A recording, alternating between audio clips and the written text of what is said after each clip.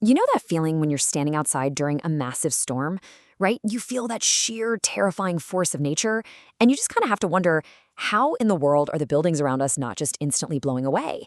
I mean, how exactly do these structures withstand violently chaotic winds and cyclones ripping through at a massive 55 meters per second? Well, the secret isn't just about pouring thicker concrete or using heavier steel.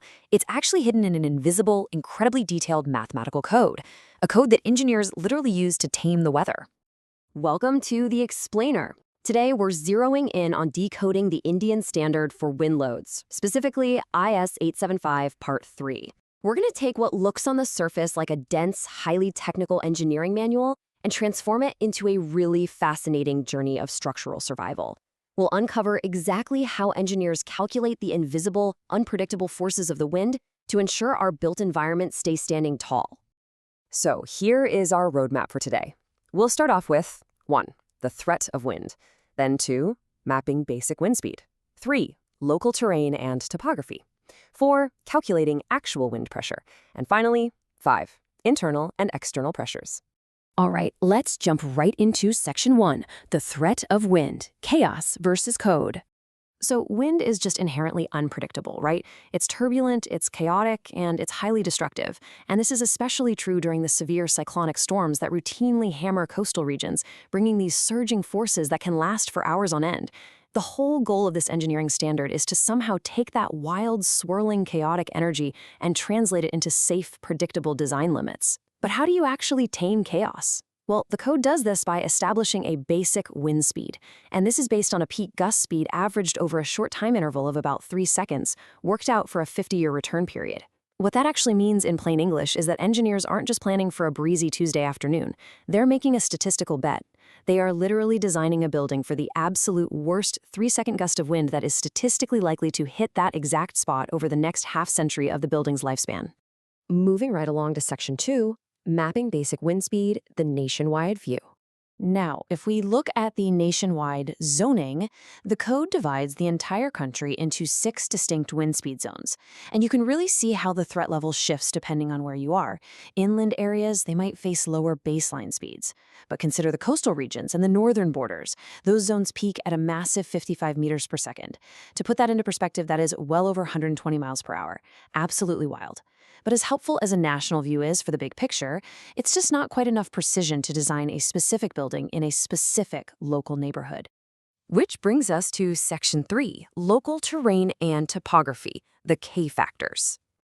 Okay, so to translate that giant national map down to a hyperlocal scale, engineers use these modifiers called the K factors.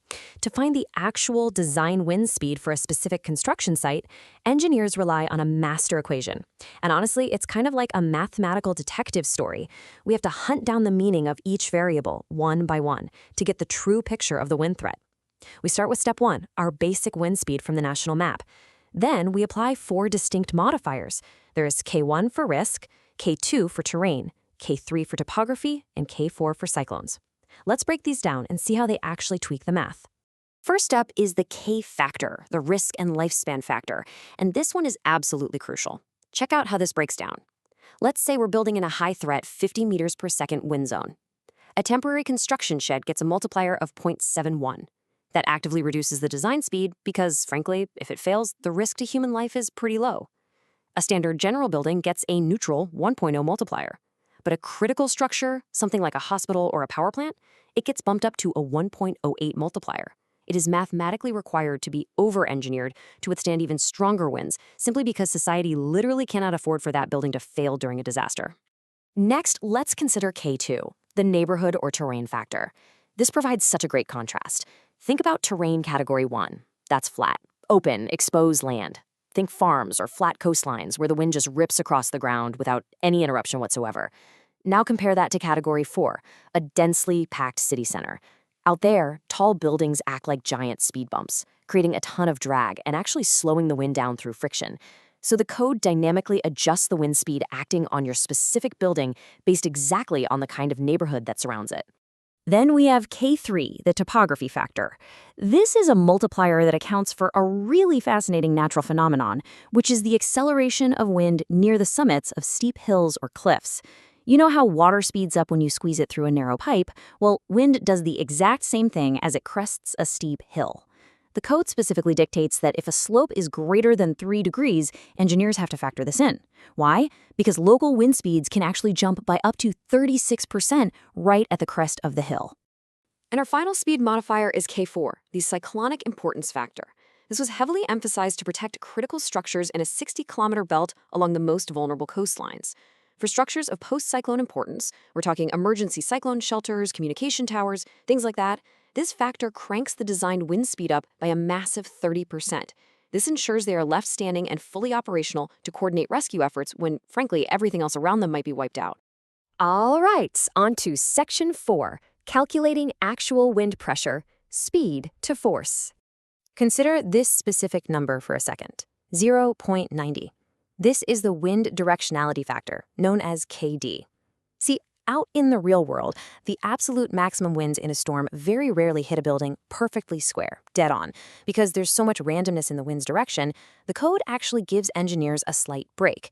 It lets them multiply the design wind pressure by 0.90, which effectively grants a very realistic 10% reduction in the assumed pressure for most standard buildings.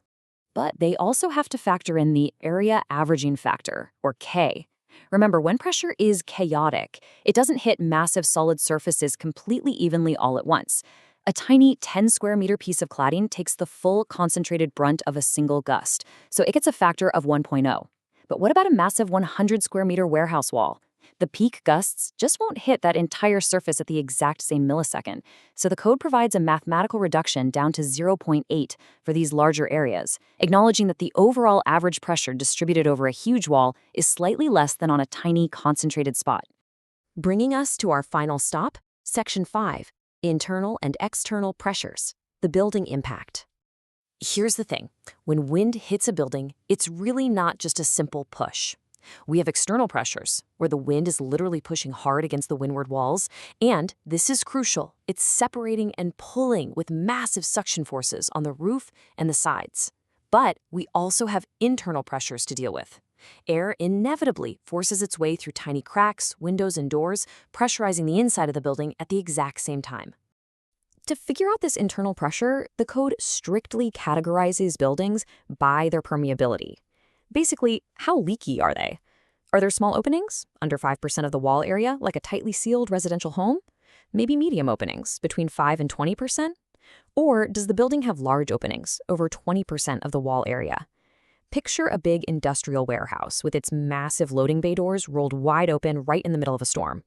This is so important because that permeability drastically alters the internal pressure coefficient.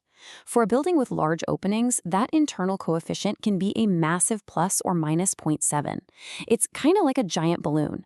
If the wind rushes straight into an open warehouse door, it fills the space and violently pushes outward against the internal walls and shoves up against the roof, literally threatening to blow the entire structure apart from the inside out. And here is how the whole shebang comes together in the final master equation for the actual physical force on a structural element. The total force equals the external pressure minus the internal pressure multiplied by the surface area and then multiplied by that master design wind pressure we calculated earlier. Engineers are absolutely required to calculate all these combined pressures, hunting for the absolute worst-case scenario. Maybe it's a massive push from the outside combined with a huge push from the inside. They have to find that exact combination that will cause the most distress to the structure. It truly is a monumental undertaking of physics, statistics, and structural engineering. So the next time the wind howls, the trees bend, and a massive storm rages outside your window, will you be able to look past the drywall and the concrete? Will you see the invisible, meticulous math, the risk factors, the terrain maps, the complex pressure coefficients, all silently working in unison to hold up your walls? Because without the code, there is only chaos. Thanks so much for joining me on this explainer, and keep questioning the world around you.